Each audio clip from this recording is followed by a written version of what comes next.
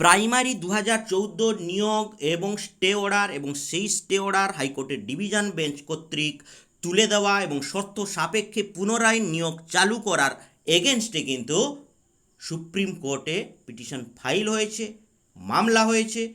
এবং এই সংক্রান্ত কি আপডেট আসছে যে এই মুহূর্তে কি কাউন্সিলিং হবে বা মেরিট লিস্ট এসে জয়েনিং কমপ্লিট হবে, নাকি সুপ্রিম কোর্ট কি ডিসিশান নেবেন বা সুপ্রিম কোর্টের ডিসিশানের সাথে সম্পূর্ণ প্রক্রিয়াটি কিভাবে হবে, এই নিয়ে আজকে আমাদের গুরুত্বপূর্ণ প্রোগ্রাম বন্ধুরা। তাই বলবো যে অবশ্যই সম্পূর্ণ ভিডিও দেখুন, বেশি সময় নেব না, 2-3 মিনিটেই কিন্তু আমরা পুরো আলোচনাটি করব।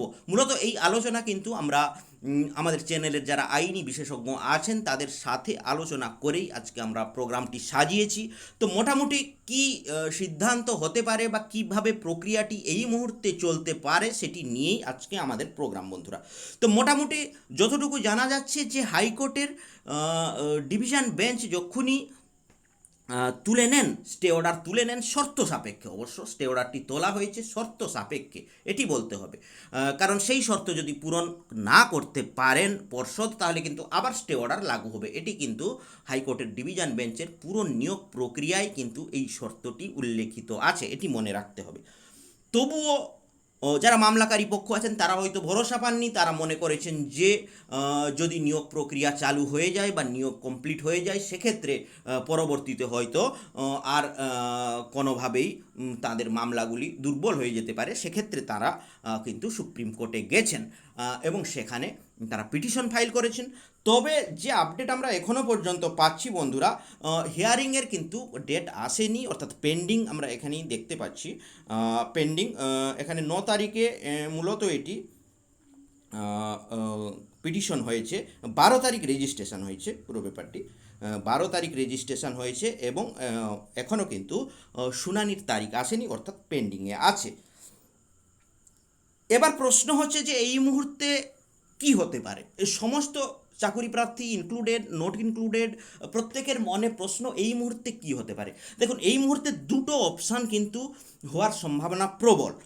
ফার্স্ট অপশান হচ্ছে, অনেক সময় কি হয় না, রাজ্যের যেহেতু পুরো হাইকোর্টের ডিভিশন বেঞ্চ এবং সিঙ্গেল বেঞ্চ এই পুরো প্রসেসিংটা চলছিল, সেই হেতু অনেক সময় সুপ্রিম কোর্ট কী করেন না, পুনরায় আবার হাইকোর্টের ডিভিশন বেঞ্চে মামলাটি ফেরত পাঠিয়ে দেন। আবার অনেক সময় সুপ্রিম কোর্ট মেরিট অনুযায়ী, মামলার মেরিট অনুযায়ী নিজেও কিন্তু ডিসিশান নেন। কিন্তু যেহেতু এক্ষেত্রে আমরা বলবো যে হাইকোর্টের ডিভিশন বেঞ্চ কর্তৃক শর্ত সাপেক্ষে স্টে অর্ডারটি তোলা হয়েছে, অর্থাৎ এখানে যে মূল বিষয় সেটি হচ্ছে কিন্তু মেরিট লিস্ট, অর্থাৎ মেরিট লিস্টটার ওপর কিন্তু নির্ভর করছে পুরো, সে হাইকোর্টে হোক সুপ্রিম কোর্টে হোক, মামলার গতি প্রকৃতি কিন্তু নির্ভর করছে মেরিট লিস্টের ওপর। অর্থাৎ মেরিট লিস্টের সামান্য ত্রুটি বিচ্যুতি কিন্তু শুধু সুপ্রিম কোর্টের ক্ষেত্রে নয়, হাইকোর্টের ডিভিশন বেঞ্চও কিন্তু সেই স্টে অর্ডার কিন্তু আবার লাগু করতে পারেন যদি মেরিট লিস্টের ক্ষেত্রে কোনো রকম ত্রুটি বিচ্যুতি থাকে, কোনো রকম গলতি বা সমস্যা থাকে। অর্থাৎ এই নিয়োগ প্রক্রিয়ায় যেটি সবথেকে গুরুত্বপূর্ণ জিনিস সেটি হচ্ছে মেরিট লিস্ট। তো এই সময় যদি মেরিট লিস্ট একদম ফ্রেশভাবে, যেভাবে হাইকোর্টের ডিভিশন বেঞ্চ বলেছেন ঠিক একইভাবে যদি পাবলিশড হয়, বিভিন্ন যে প্রসেসিংগুলো বলা হয়েছে, তাহলে কিন্তু সেক্ষেত্রে আমরা বলবো যে হাইকোর্টে তো অবশ্যই সেই শর্ত মানছেন বলে সেই প্রসেসটি লাগু থাকবে, অর্থাৎ স্টে অর্ডার থাকছে না। অন্যদিকে সুপ্রিম কোর্টের ক্ষেত্রেও সেক্ষেত্রেও রাজ্য সরকার বা পর্ষদ কিন্তু সেখানে সেই এভিডেন্সগুলো, সেই ডকুমেন্টসগুলো দেখিয়ে তাদের যে মামলার যে নিজেদের পক্ষে কিন্তু রায় তাদের আসার সম্ভাবনা বেশি থাকবে। অন্যদিকে ব্যাপার হচ্ছে যদি মেরিট লিস্টের কিছু সমস্যা থাকে সেক্ষেত্রে শুধু সুপ্রিম কোর্ট নয়, হাইকোর্টও কিন্তু সেক্ষেত্রে তার সেই স্টে অর্ডারের ডিসিশন আবার লাগু করতে পারেন, যেহেতু স্টে অর্ডারটি পুরোপুরি শর্ত সাপেক্ষে লাগু করা হয়েছে। এরপরে হচ্ছে যে এই মুহূর্তে পর্ষদ কি করবেন? এই মুহূর্তে পর্ষদ কোনো অসুবিধে নেই, নিয়োগ প্রক্রিয়া যেভাবে চলছে ঠিক একইভাবেই চলবে। মেরিট লিস্ট জারি করতেই পারেন, মেরিট লিস্টের পর কাউন্সিলিং, জয়েনিং এই প্রক্রিয়াগুলো কিন্তু চলবে।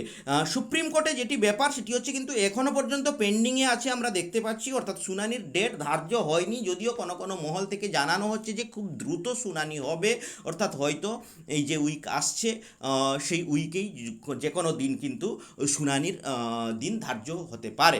তবে একদিনেই যে শুনানি হয়ে রায় হয়ে যাবে এমন নয়, সেক্ষেত্রেও টাইম লাগতে পারে। আর তাই হাইকোর্টের ডিভিশন বেঞ্চের যে শর্ত আছে বা যেভাবে নির্দেশ দিয়েছেন তারা পর্ষদকে, সেই নির্দেশ মেনে কিন্তু পর্ষদ নিয়োগ প্রক্রিয়া চালু করতে পারেন, কাউন্সিলিং জয়েনিং করতে পারেন, অর্থাৎ এক্ষেত্রে কোনো অসুবিধা নেই।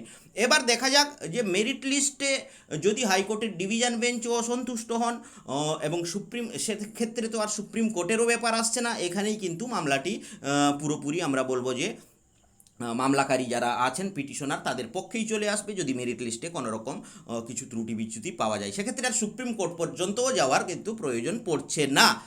অন্যদিকে হাইকোর্টের ডিভিশন বেঞ্চ যদি সন্তুষ্ট হয়ে যান মেরিট লিস্ট পেয়ে বা মেরিট লিস্টের যে সমস্ত আপডেটগুলি দেবেন পর্ষদ তাতে যদি সন্তুষ্ট হয়ে যান, সেক্ষেত্রে কিন্তু আমরা বলবো যে সুপ্রিম কোর্টেও কিন্তু পর্ষদের পাল্লাটাই ভারী থাকবে, সেক্ষেত্রে আর অন্য কোনো অসুবিধে হবে না, নিয়োগ সংক্রান্ত কোনো অসুবিধা হবে না। তো যারা আমরা বলবো যে চাকুরি প্রার্থী আছেন, হতাশ হওয়ার কোনো ব্যাপার নেই, আপনারা অবশ্যই অপেক্ষা করুন। এখনও পর্যন্ত কেস কিন্তু পিটিশন ফাইল হয়েছে, রেজিস্ট্রেশনও হয়েছে, কিন্তু এখনও পেন্ডিং আছে, হিয়ারিংয়ের ডেট এখনও ঠিক হয়নি, একদিনেও হিয়ারিং কমপ্লিট হবে না, টাইম লাগবে। আবার সুপ্রিম কোর্টের সিঙ্গেল বেঞ্চ, ডিভিশন বেঞ্চও আছে, সেক্ষেত্রেও ডিভিশন বেঞ্চেও আপিল করা যেতে পারে। তাই এগুলো সময় সাপেক্ষ ব্যাপার, অর্থাৎ কোর্টের ব্যাপার কোর্টের মতনই চলবে। তবে যেহেতু এই মুহূর্তে স্টে অর্ডার নেই, এই মুহূর্তে কিন্তু নিয়োগ প্রক্রিয়া চালু রেখে কাউন্সিলিং এবং জয়েনিং করানো যায়, সেটা কিন্তু আইনি বিরুদ্ধ কিন্তু নয়। তো এই হলো আপডেট বন্ধুরা, তাই আমরা বলবো যে আপডেটগুলো পাওয়ার জন্য অবশ্যই চ্যানেলের পাশে থাকুন, সাবস্ক্রাইব, লাইক, কমেন্ট এবং প্রচুর প্রচুর পরিমাণে শেয়ার করুন। সবাইকে অসংখ্য ধন্যবাদ ও নমস্কার জানিয়ে এখানেই শেষ করছি।